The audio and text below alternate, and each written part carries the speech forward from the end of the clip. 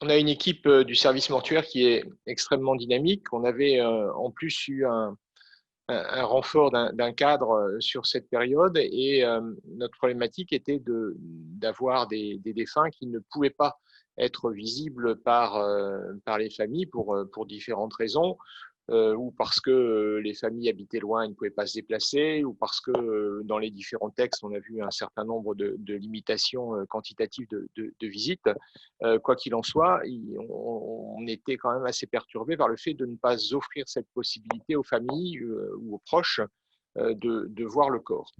Donc ça a été la première, notre premier point de réflexion. Le deuxième point était de se dire qu'est-ce qu'on peut trouver comme alternative, mais une alternative qui ne soit pas perturbante pour les professionnels de santé et qui ne soit pas perturbante non plus pour la famille ou les proches. Et c'est là qu'est venue l'idée de réaliser des photos avec d'emblée une première réflexion qui était de se dire qu'est-ce qu'une photo entre guillemets présentable. C'est-à-dire que je pense qu'un médecin légiste ne va pas considérer qu'une photo est présentable de la même façon que va le faire une famille ou un proche. Donc c'est vrai qu'il fallait faire abstraction de notre parcours professionnel, un peu comme quand on évalue la douleur. Hein. C'est pas le professionnel qui doit se dire, ben voilà, une fracture du fémur, ça fait mal à temps. C'est la personne qui doit dire, ben moi, ça me fait mal à temps sur une échelle de 0 à 10. Donc c'est vraiment comment ça pouvait être perçu par les familles. Et donc, dans ce contexte, on a eu l'idée de faire des photographies des parties hautes du visage, à une époque où les soins étaient interdits, hein, la toilette mortuaire aussi, donc ça voulait dire qu'on ne pouvait pas non plus maquiller comme ça pouvait se faire, comme le font les thanatopracteurs, dont le corps ne pouvait pas être maquillé, donc c'était une image un peu brute et qui pouvait être brutale dans la vision que pouvaient en avoir les familles. On a eu un appui au niveau de l'administration qui nous a acheté des appareils photo de qualité pour pouvoir avoir une image qui soit la plus réelle possible. On a essayé aussi avec des Polaroids de façon à pouvoir avoir l'image en direct et éventuellement la donner, mais ça rendait pas, ça donnait pas de bons clichés, donc on a abandonné cette idée. Et après, on a eu la réflexion de savoir qui faisait les photos. C'est-à-dire qu'au départ, c'était peut-être le personnel soignant du service, mais ça pouvait être un peu compliqué dans la mesure où il n'y avait pas non plus, d'un point de vue purement matériel, on n'avait pas une multitude d'appareils photo, donc ça créait à une époque où il y avait déjà une charge de travail importante, ça créait des contraintes supplémentaires qui n'étaient pas, qui étaient difficilement entendables. Donc l'idée, au final, a été de faire la photo par le personnel du service mortuaire, de la réaliser autant que possible, c'est-à-dire qu'on n'était pas à leur dire il faut impérativement faire la photo. Si à un moment donné ils avaient un empêchement, quel qu'il soit, hein, si c'était pour eux une impossibilité avec penser par exemple qu'il allait y avoir un retentissement psychologique, ben voilà, on était clair sur le fait on allait émettre aucun reproche dans le fait que des photographies ne pouvaient pas être faites. Et donc on a ainsi collecté entre guillemets un certain nombre de photos. Qu'est-ce qu'on allait faire de ces photos, notamment en termes de stockage? Donc, on a été un peu maximaliste, c'est-à-dire qu'on a considéré qu'elles faisaient partie du dossier médical, de façon à ce qu'en termes d'archivage, en termes de conservation, en termes de qui avait accès à ces photos, on rejoignait les contraintes d'accès pour les ayants droit, les contraintes réglementaires. C'est donc dans ce contexte qu'on a réalisé à peu près une soixantaine de photos et avec au final simplement quelques demandes de famille. Et là aussi, on a organisé les choses, c'est-à-dire que la demande de famille, c'était pas je veux que vous m'envoyiez la photo. Si c'était ça, on expliquait pourquoi on n'y répondait pas.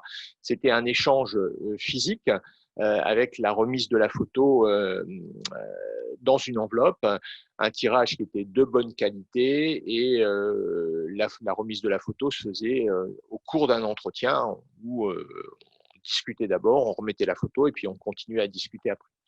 Voilà.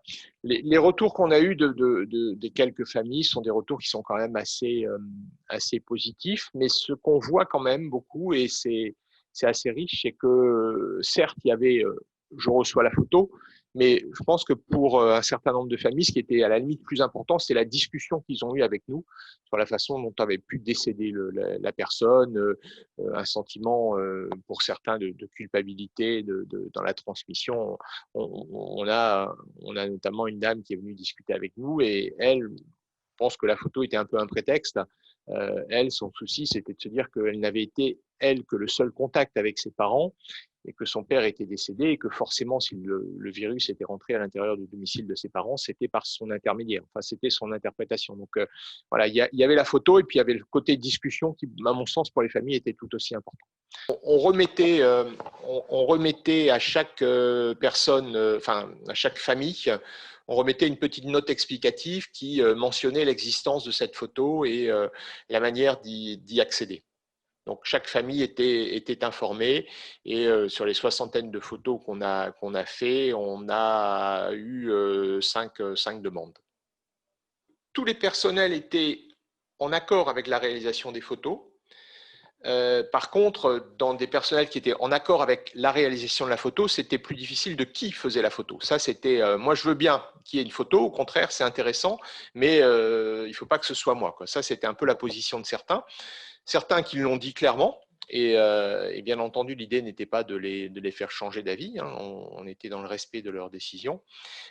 Certains ont contourné avec des problèmes techniques, des problèmes de temps, mais qui existaient. Hein. De toute façon, c'est vrai qu'à cette période-là, on avait aussi d'autres choses à faire que d'aller prendre des photos, les archiver, les mettre dans un dossier. Ça pouvait être un peu consommateur de temps. Mais je crois qu'il y a certains, entre guillemets, se sont mis derrière cette contrainte technique pour ne pas les faire. Mais quoi qu'il en soit, l'idée était absolument pas d'imposer. Hein. On n'était pas du tout dans l'imposition. Il faut impérativement faire une photo d'une personne décédée. C'était pas ça. C'était on l'a fait si on peut le faire. Et c'est vrai que l'adhésion au service avec le personnel du service mortuaire a été forte. Et ce qui est assez paradoxal quand même, c'est qu'on retrouve, c'est pas une pratique nouvelle quand même ce qu'on fait. C'est quand même ce qu'il en ressort. Et cette pratique, elle est même très ancienne, hein, qui passait avant même la création de la photographie, c'était dessiner le corps avec des dessinateurs qui venaient à son chevet. Et la photo de défunt, c'est quelque chose qui a existé depuis très longtemps. Et on a l'impression, au contraire, que sur les dernières décennies, c'est quelque chose qui s'est un peu perdu et qui, là, revient peut-être. Est-ce qu'il faut le systématiser? Je ne sais pas, non. Ça, j'ai pas forcément la réponse. On a des familles qui sont là pendant l'épidémie du Covid, qui, même si on ne leur en avait pas parlé, sont venus. Un membre de la famille est venu lui-même faire des photographies. Il est arrivé avec son appareil et tout ça, donc forcément, c'était quelque chose qu'il avait décidé avant même que nous, on l'informe des prises de photos qu'on avait fait par nous-mêmes. Je pense qu'avec plus de temps à une période plus apaisée, parce que même si on a franchi la première vague, après on a eu d'autres soucis, on a eu après la deuxième vague, là on est sur les vaccinations, on n'a pas eu le temps de se poser pour vraiment débriefer réellement sur le sens qu'on pourrait donner de manière plus large à ces photos, et notamment dans le temps, mais ça pourrait être intéressant. Après, sur le systématique, là c'est peut-être que, sans parler de systématique, ça peut être quelque chose dont il faut donner l'information, et là avant le décès, mais quand on aura eu le temps de vraiment se poser et d'y réfléchir, pour savoir si c'est quelque chose qui peut rentrer un peu dans les procédures, enfin dans ce que les gens peuvent s'attendre comme prestation entre guillemets d'une structure hospitalière, quoi. Après, il faut bien voir qu'on donne une photo si on est réglementaire, on va parler d'ayant droit, hein, qu'elle est un membre de la famille, on ne maîtrise pas la suite. Hein. C'est vrai que 2 heures après, la photo peut être sur Facebook, sur Instagram. Elle n'est pas autant l'accès à un dossier médical, quand on le remet à la famille, ben on veille qu'elle a les qualités à recevoir ce dossier, elle est ayant droit au sens de la loi. Là, on vérifiait ça aussi, mais on ne maîtrise pas la suite. Hein. C'est vrai qu'une fois qu'elle est partie avec la photo, est-ce qu'elle va la garder pour elle ? Comment elle va la transmettre, si elle la transmet à d'autres personnes de la famille, est-ce qu'elle va entourer les choses de façon à aller progressivement en disant, bah voilà, c'est un corps mort, il va être différent c'est un visage d'une personne décédée, ça va être différent de ce qu'on peut s'attendre du vivant.